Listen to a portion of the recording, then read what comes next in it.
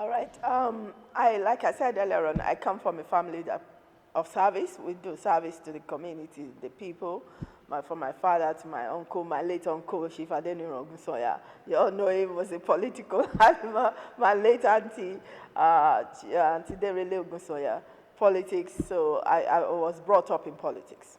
So I've always been in politics. When I was in university days overseas, I was a very active member of one of the main political parties there.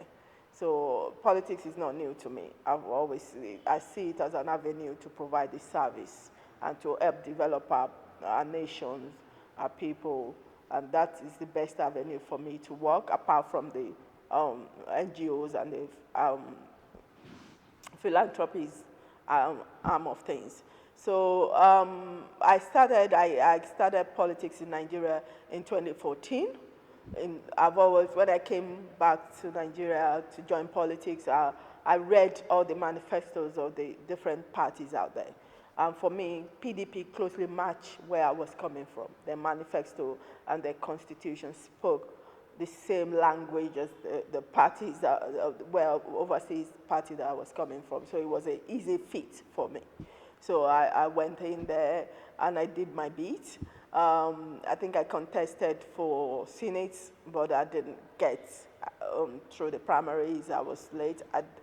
I stayed in PDP, helped to build the party, helped to do the grassroots, helped to build the different secretariat local government within the Lagos East.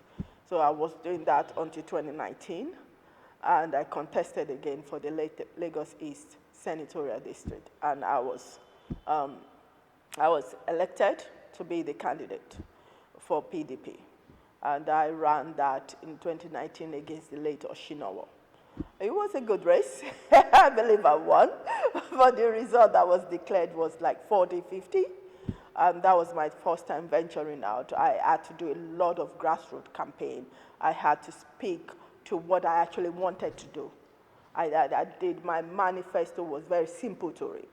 It was in all the languages that are reflected, all the ethnic groups that are reflected in the various community in each local government. So we converted that manifesto into their language they can read, they can essay. I went down to every single local government, every single ward, campaigning, meeting the people and speaking to the people and telling them what a senator is, what a senator does, how the senator impacts them, what their constituency budget is for, how they can relate, how the laws, we can formulate laws and pass bills to improve their life, improve the environment, to address issues within the society.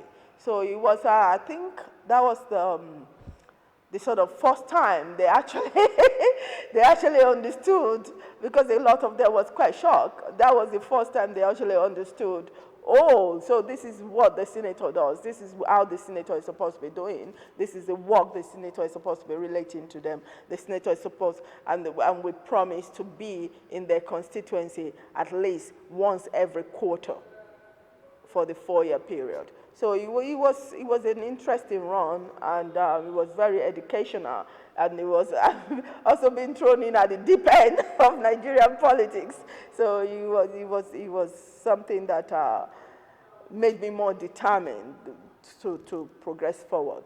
And I was there. I've always been in PDP, and from the start of my political career, I just stayed there.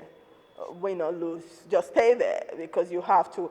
It's called collective responsibility.